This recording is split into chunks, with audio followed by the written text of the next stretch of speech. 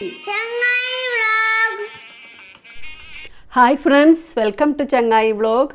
ഇന്നത്തെ വീഡിയോയിൽ നമ്മൾ പഠിക്കാൻ പോകുന്നത് 3ാം ക്ലാസ്സിലെ മലയാളം പാർട്ട് 2-ലെ ആദ്യത്തെ യൂണിറ്റായ അപ്പൂപ്പൻ താടി. അപ്പൂപ്പൻ താടി നിങ്ങൾ കണ്ടിട്ടുണ്ടോ?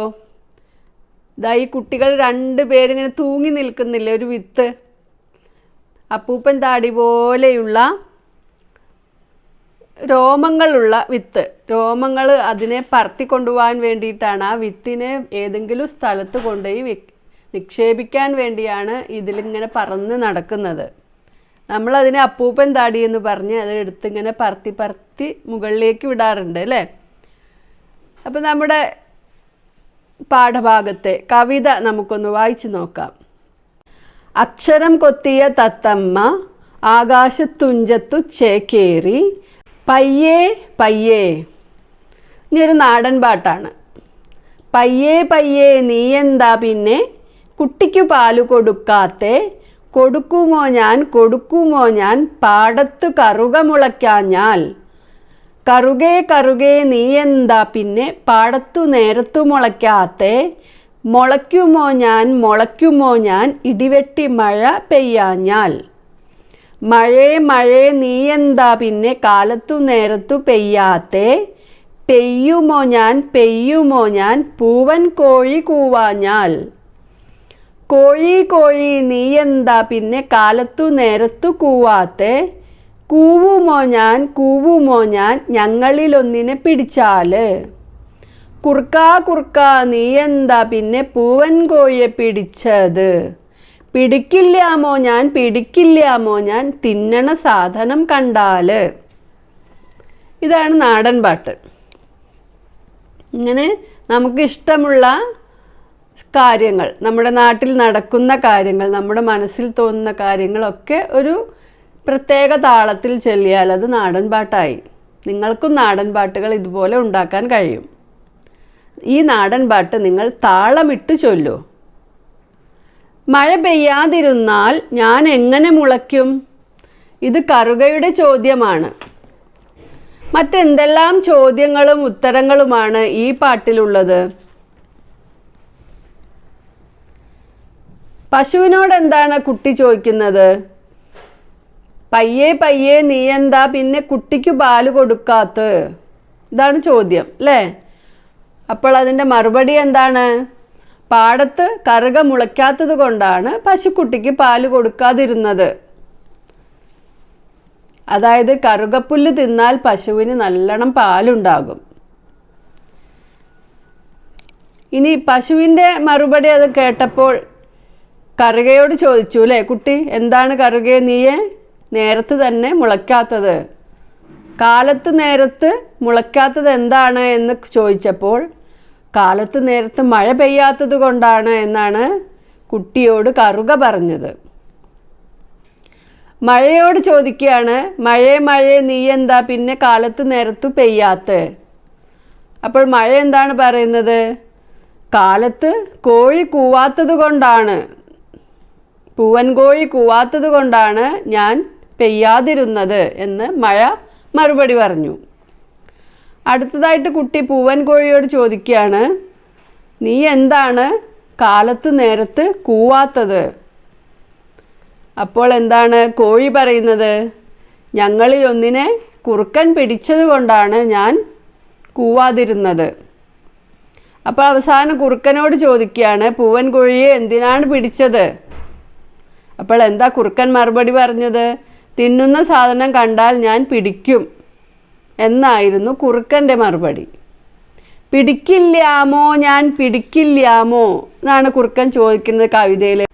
ഇപ്പം നമ്മൾ ഓരോ കാര്യങ്ങളും ഞാനത് ഞാനത് കാണാതിരിക്കില്ല എന്ന് പറഞ്ഞാൽ എന്താ? ഞാൻ കാണും. ഞാനത് തിന്നാതിരിക്കില്ല, ഞാൻ തിന്നും. അങ്ങനെയുള്ള അർത്ഥമാണ് ഇവിടെ പറഞ്ഞിട്ടുള്ളത്. ഇനി ടീച്ചർ തന്ന ചോദ്യോത്തര പാട്ടുകൾ താളമിട്ടു പാടൂ എന്നാണ്. നിങ്ങളും ചിലപ്പോൾ ചോദ്യോത്തര പാട്ടുകളൊക്കെ പഠിച്ചിട്ടുണ്ടായിരിക്കും അല്ലേ? നിങ്ങളുടെ ടീച്ചറും പറഞ്ഞു തന്നിട്ടുണ്ടാവും. ഒരു ചോദ്യോത്തര പാട്ട് നമുക്കിവിടെ പാടാം.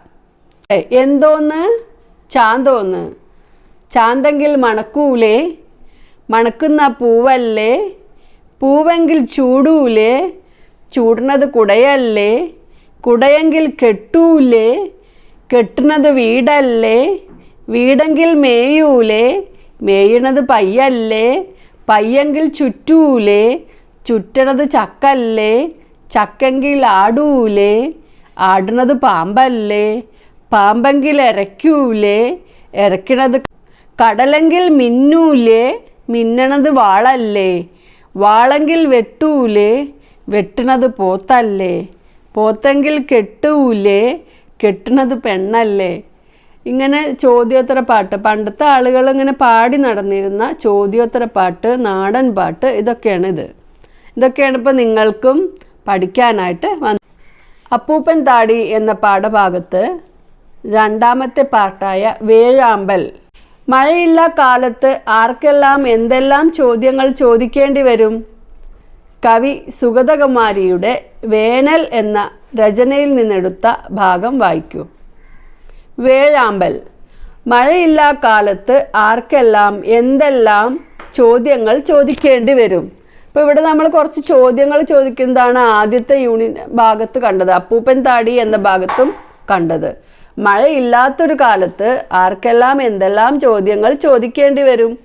കവി സുഗതകുമാരിയുടെ വേനൽ എന്ന രചനയിൽ നിന്നെടുത്ത ഭാഗം വായിക്കൂ. മാനത്തു നോക്കി തപസ്സിരിക്കുന്ന വേഴാമ്പലിനെ പോലെ ഞാനും മേലോട്ട് നോക്കിയിരിക്കുന്നു. നട്ടുച്ച ആകാശത്തിനു പഴുത്ത ലോഹത്തകിടിൻ്റെ നിറം, പൊടി മൂടിക്കെട്ടിയ വായുമണ്ഡലം, കാറ്റുപോലും എങ്ങോ പേടിച്ചൊതുങ്ങിയിരിക്കുന്നു. ഒരു കിളിയൊച്ച പോലും കേൾക്കാനില്ല. ചൂട് ചൂട് ചൂട്. പിളർന്ന കൊക്കുകളുമായി കാക്കകൾ മുറ്റത്തെ ഒരിത്തിരി തണലിൽ വന്നിരുന്ന് പരാതി പുലമ്പുന്നു. അനാഥയായ ഭ്രാന്തിയെപ്പോലെ ഭൂമി വരണ്ട മാറുമായി വെയിലത്ത് മലർന്നു കിടന്ന് മയങ്ങുന്നു. നദികൾക്കൊക്കെ ക്ഷയരോഗം, കിണറുകൾക്കൊക്കെ കണ്ണീരുറവ പോലും വറ്റിത്തുടങ്ങിയിരിക്കുന്നു. തെങ്ങുകൾ പേടിച്ച് കൂപ്പുകൈകൾ ഉയർത്തി യാചിച്ചു നിൽക്കുന്നു. കൃഷിവിളകൾ വരണ്ട് ചാഞ്ഞ് ചാവാൻ കിടക്കുന്നു. തീപിടിച്ച കാട്ടിൽ നിന്നും പറന്നുയരാൻ ശ്രമിക്കുന്നു. ആനക്കൂട്ടം വെള്ളം തേടി ഉഴന്ന് കാടിൻ്റെ അതിർത്തിയിലെത്തി നിന്ന് കറങ്ങുന്നു. കാട്ടിൽ വെള്ളമില്ല, തീയുണ്ട്. നാട്ടിൽ മനുഷ്യരുണ്ട്. ആനയ്ക്ക് ഏറെ വെള്ളം വേണം. മുടിഞ്ഞ കാട്ടിലെ മുടിഞ്ഞ വെള്ളക്കുഴിയിൽ തുമ്പിക്കൈ കൊണ്ട് കുഴിച്ച് ചോര പൊടിഞ്ഞിട്ടും വെള്ളമില്ലാഞ്ഞ് കൊമ്പൻ ഉറക്കെ ഗർജിക്കുന്നു. എൻ്റെ കാട്ടിലെ വെള്ളമെവിടെ? സുഗതകുമാരിയുടെ വേഴാമ്പൽ എന്ന രചനയിൽ നിന്നെടുത്ത ഈ ഭാഗത്ത് വെള്ളമില്ലാത്തതിൻ്റെ ബുദ്ധിമുട്ടാണ് ഇതിൽ നമുക്ക് മനസ്സിലാക്കാൻ കഴിഞ്ഞത്, അല്ലേ? വേനലിൻ്റെ വിഷമം ആനയ്ക്കു മാത്രമല്ലല്ലോ. ചെടികൾ, വള്ളികൾ, മറ്റ് ജന്തുക്കൾ എന്നിവയ്ക്കൊക്കെ വേനൽ കാരണം എന്തെല്ലാം ബുദ്ധിമുട്ടുകൾ വന്നിട്ടുണ്ടാകും? ചർച്ച ചെയ്ത് കണ്ടെത്തൂ. വേനൽ അനുഭവക്കുറിപ്പ് തയ്യാറാക്കൂ. വേനലായാൽ വെള്ളം വറ്റും, അല്ലേ? അത് ഉറപ്പാണ്. നമ്മുടെയൊക്കെ പലരുടെയും കിണറുകൾ വേനലായാൽ 3 മാസം വെള്ളമില്ലാത്ത കിണറാണ്. ജലക്ഷാമം അനുഭവപ്പെടും. വെള്ളമില്ലാതായാൽ ചെടികളും വള്ളികളുമെല്ലാം ഉണങ്ങും. പക്ഷികളും മറ്റു ജീവികളുമെല്ലാം വെള്ളം കിട്ടാതായാൽ വിഷമിക്കും. വെള്ളമില്ലെങ്കിൽ ജീവനില്ല, അല്ലേ? ജലം ജീവാമൃതം എന്നാണ്. സസ്യങ്ങൾക്കും മൃഗങ്ങൾക്കും ജീവിക്കാൻ വെള്ളം വേണം.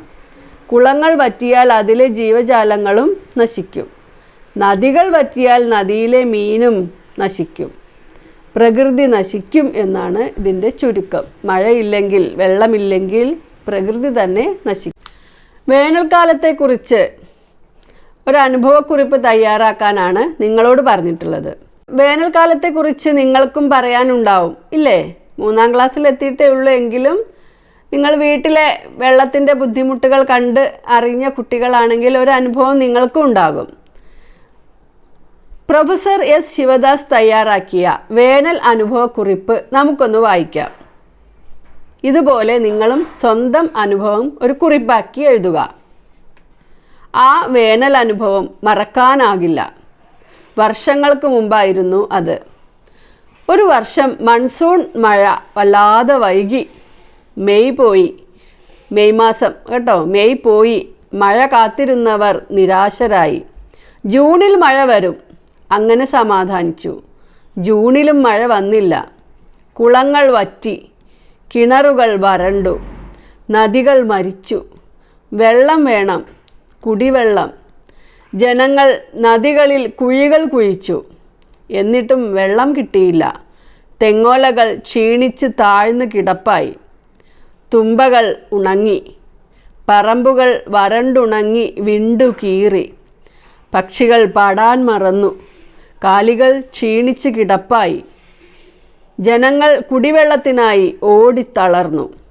അന്നായിരുന്നു കേരളീയർ വെള്ളത്തിൻ്റെ വിലയറിഞ്ഞത്. ഭാഗ്യം തന്നെ, ജൂലൈയിൽ മഴ വന്നു. നാട് രക്ഷപ്പെട്ടു. പ്രകൃതിയുടെ ദയ അല്ലേ?